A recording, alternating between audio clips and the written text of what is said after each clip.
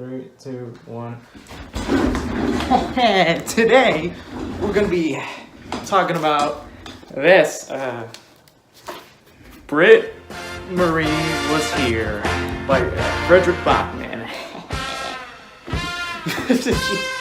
Now, Britt-Marie Was Here is quite an interesting novel. It was written by a Swedish author that first started publishing books in 2012, and this is actually his fourth book so far, published in 2014, I believe. Now, because I love character-oriented stories, watching them grow and watching them mature, I saw the cover and was instantaneously intrigued, you could say. The person looked prim, proper, and had an upright posture. There was a soccer ball and a rat for some reason, but I never really read any stories with that sort of character, so I decided, you know, why not just give it a shot? So what is Britt-Marie Was Here in a nutshell? Since Britt-Marie Was Here is a third-person limited narrative, the story focuses on one character, Britt-Marie. She is a socially incompetent, passive-aggressive, stubborn, orderly 63-year-old woman. Dinner must be eaten at 6 p.m. every day, cutlery must be arranged in proper order, and a notebook and baking soda must be kept on her person at all times, which I can connect to in some degree. From the beginning of the novel, we see her at an unemployment office, all alone with no one to talk to. After catching her husband, Kent, cheating on her, she left him. While she took care of the entirety of the household's chores and did whatever he asked of her, he provided for the family. So devastated and desperate to start anew, she needed a job.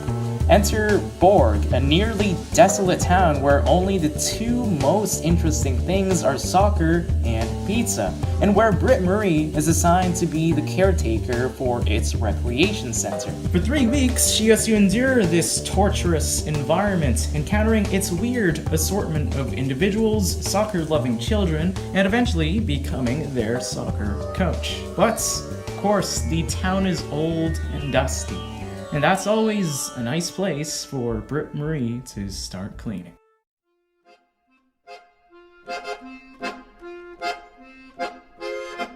Amongst its multiple themes, 3 continue to stand out: love and family, overcoming adversity, and the search for self.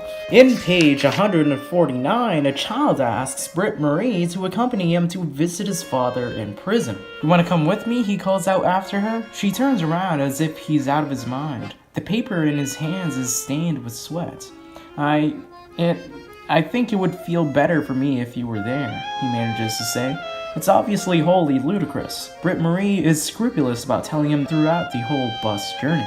In spite of having an overly prim and proper demeanor and attitude, Britt-Marie puts aside her own opinions to care for the child's family, honoring and valuing their father's importance in a compassionate and caring manner. Not only does her action fit that of a caring family member, one of the 7 Catholic graduate expectations, but one could even say that she's doing an act of service for the child, accompanying and serving him out of love, thus making him truly feel valued and loved. One could even go further and say that Britt-Marie is abiding by one of the 4 steps of a good life, according to Aquinas: prudence, reasoning well in moral decision-making by accompanying the child for the right reasons, serving as a torch in his moments of darkness and allowing him to muster the courage to meet his father. In page 298, Britt-Marie exposes her emotional side. "Everything is going to be alright," says into her hair. "I promise their lives would work out," sobs Britt-Marie.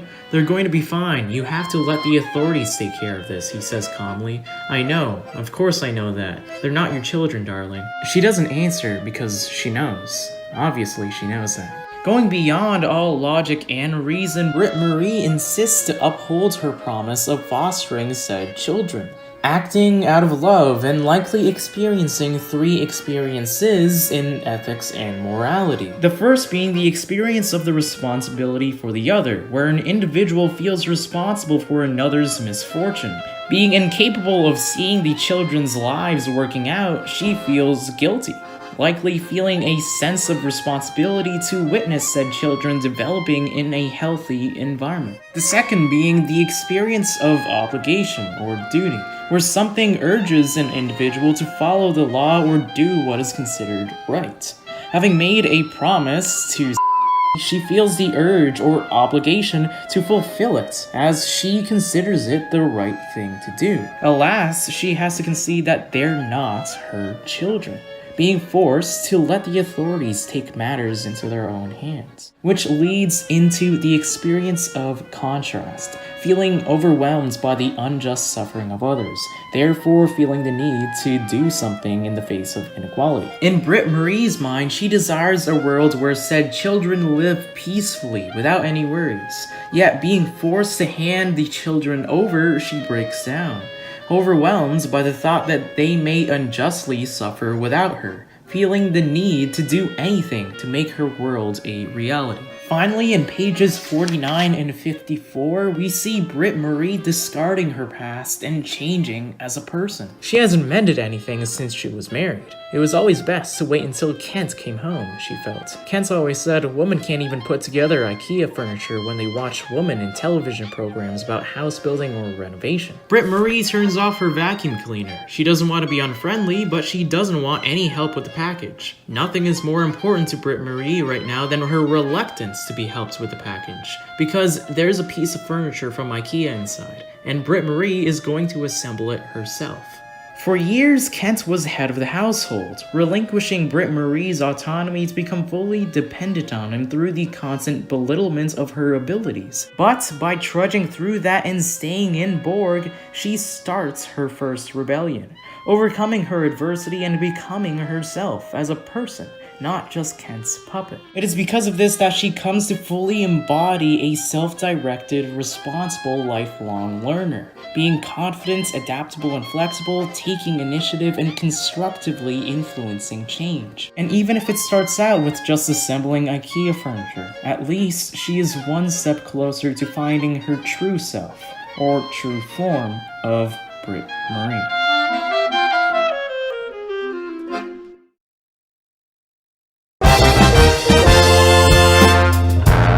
Overall, Britt-Marie Was Here's a fantastic novel. It hosted brilliant writing, mostly personable characters, a couple plot twists, and a main protagonist that develops realistically. Despite a certain pair of characters not really being fleshed out and having a subplot that causes a major twist that I didn't really care for, the book was entertaining. It especially taught me this lesson. Yeah, it's been repeated a bunch of times, but it's true. For example, I'm afraid of old people. In Toronto, there's this certain cheap salon that, hands out $8 haircuts. Yeah, it's insane. But I have refused to go there in the past because of these old people, because in general, no offense, old people look grumpy, they look scary, and they look angry, and I just don't want to confront that. But Britt-Marie Was Here teaches that even though a person may seem stubborn, passive-aggressive, or mean, grumpy, angry, scary, or etc., there may be a kind gem hiding underneath, being a caring family member, or a self-directed, responsible, lifelong learner, or just a person that responds strongly according to the things listed in ethics and morality, the 4 ethical experiences. So, would I recommend this book? Yes, absolutely. It's a 4 out of 5 star book. Do you want to see a traditionalist character developing and growing as a person? Do you want to see them actively regaining their independence? Or do you just want to see the excellent chemistry between characters that are charming and fresh? If you said yes to any of these questions, then why don't you just give Britt-Marie Was Here a shot. Stay safe out there.